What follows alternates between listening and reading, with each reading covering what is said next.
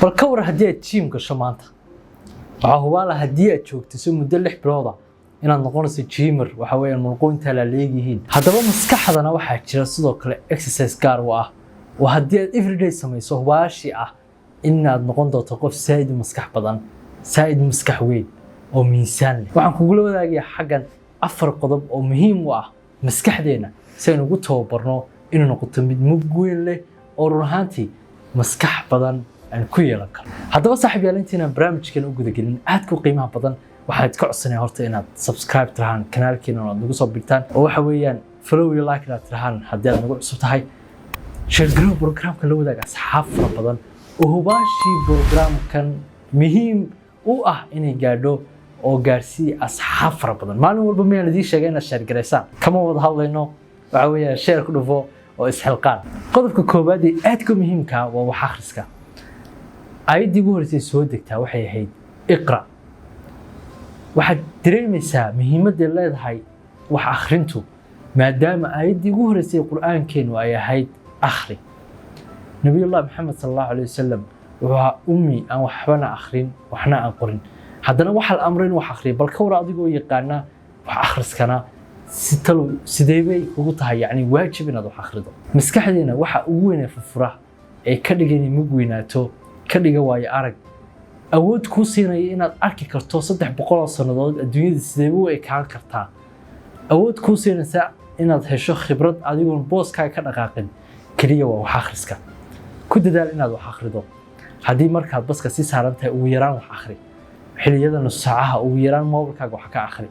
haddii aanad awoodin inaad buug soo qaadato isku day inaad moobilkaaga kala soo degto ku dadaal si kasta wax ku akhrin karto inaad ku akhriso qodobkaasi waa aad ayuu muhiim u yahay qodobka labaad ee iyaduna aad ka muhiimka ah waxa weeyaan way dhayalsanaa had iyo jeer waa inaan qorno fikradaha inaga dhex guuxaya maalin walba markaynu kaligeen noqono waxaa jira aidiyooyin fikrado waxyaabo maskaxdeena ka dhex guuxa hubaashina marka dambe ku dambeeyo wax la'aan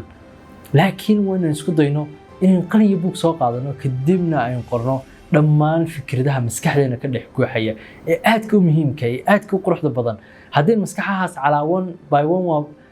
hal haddii uu qorno ruuxantii wax badan ayaa ka mir dhalaya aan ku dadaalno inaan qorno dhammaan fikrad kasta oo maskaxdeena ku soo dhacda samayso buug adiga ku gaar ah aniga waxaan leeyahay buug loo yaqaano the green book buuggani runtii waxaa ku qoraa fikrad kastoo maskaxdeeda ka dhex guuxaysa iyo wax kastoo aan rabo run ahaantii ama maskaxdeeda un calaqal ka dhex guuxaysa intaasoo fikrado baa jiro run ahaantii iminkaan suurtagal ahayn laakiin fikrad maskaxdeeda ka dhex guuxaysa ah adiguna samaysa buug ku gaar ah aad fikradahaaga ku qorato isku day inaad samaysato marka laga imaado waqtigaaga shaqada ama waqtigaaga waxbarashada waqti yar oo training samayso exercise-ku run ahaantii maskaxdeena furaa tababar yar oo jimicsi yar inaan sameeyno maskaxdeena ayuu furaya yani subaxii marka soo kacdo 6 am ama wax la mid ah waxa imaanaysa in aynu u baahano caajiskeena iska saarno marka hadaynu at least 20 minutes ama 10 minutes aan sino nafteena in exercise yar orada ama jimicsi yar aan sameeyno push up ama wax la mid ah ruuxantii taasna waxay ka qayb qaadataa in dhiigoo dhani iyo xididadoo dhan ku furmaan taasna waxay keenaysaa inaad u fikirto si aan caadi ahayn hal subax ila tijaabi inaad soo toosto 5 subaxnimo ama salaad subax kadibna salaad subax tukato quraankaaga akhrisato kadibna aad qorto waxyaabaha ka dhex guuxaya ama fikradaha sidoo kalena aad samayso tababar yar ama exercise yar aad samayso maalinta ila tijaabi iguna soo warceli waxaad aragto isku day inaad ka dhex baxdo comfort zone-kaaga comfort zone-ku waxa weeyaan waa wareeg yar oo run ahaantii naftu iska jeclaysato haddii jirin dhex joogto for example waxaan iska jeclaynaa maalinka oo dhan iska horidno ilaa maan 12ka kadibna aynu iska soo kacano wax cunno asxaabta iska raacno maqaaxi fadhiisano sheekayno guri ku noqono noloshuba ay noqoto wareeggaa yar ee macno darada ah aan waxba soo kordhinaynin laakiin isku day inaad comfort zone-kaaga comfortable-ka aad ka baxdo comfort zone-kaas aad jeclaysanaysa inaad ka dhex baxdo for example oo kale isku daydo inaad يعني وقتigaga waxbarashada iyo shaqada markaad ka timaado waqtiga kale ku soo haran naftaada wax faa'iido waxaad samayso inaad la kulanto dad yani aanad u maleyn inaad la kulmi karto inaad isku daydo inaad yani fikradaha qaar aad fuliso in waxyaabo aan naftu laakiin jeclaysanaynin laakiin adiga faa'iido ku ah inaad samayso waashi wax badan ay naftaada noloshaada ku soo kordhinaysaa ila tijaabi taas aan qorano wax kastoo in u baahannahay for example subax kasta ha iska soo kicin laakiin ku soo kac qorshe habeenkii markaad sii seexanayso waxaad qorataa daily goals hadafo maalinle ah waad rabto inaad wax gaadho maskaxdana way ka dhex buuxayaan biro inaan xaga tago laakiin isku geey waxa tar subaxii waxa inaan gaaro guushaan waxaan rabaa inaan gaaro habeennimadana hawshaas aan rabaa inaan fuliyo habeennimada markaas subaxii ha qorin barnaamijka weyn in helaa waa inaan isku dayno in la subaxii qorno laakiin habeennimada marka si seexanayno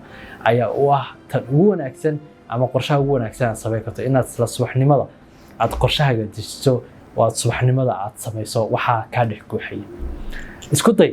inaad list yar samaysato oo qorshe ah oo aad subaxnimada aad fulinayso goalskaagaas habeennimada intaad sii seexanin isku day inaad sii qorto sidoo kalena scanning aad ku sii samayso oo run ahaantii aad bal sii eegto oo aad ka sii fikirto xitaa mararka qaarkood suurtagal ka dhigi kartaa inaad habeenkii ku sii riyooto wixii aad fulinaysay run ahaantii waxaan aaminsanahay inay maalinkaagana ka dhigi doonto maalin aan caadi ahayn oo aad u qurux badan sidoo kalena maskaxdaadana kobcin doonta sidoo kalena aad guul ka gaari doonto saaxiibayaal dhammaan qodobadani waa kuwa aan soo arkay oo run ahaantii faa'iido badan leh adiguna inaad ila soo aragtay ayaan rajaynayaa oo aad dhammaan qodobadan kuwa aad samaysayna waan kugu hambalyaynaya kuwa kaa dhimana bal inaad ku soo kordhiso qorshahaaga guul baan idin rajaynaya dhammaantiin inta ku kulmi doono barnaamijkan barnaamij la madaxan idin leeyahay nabadgelyo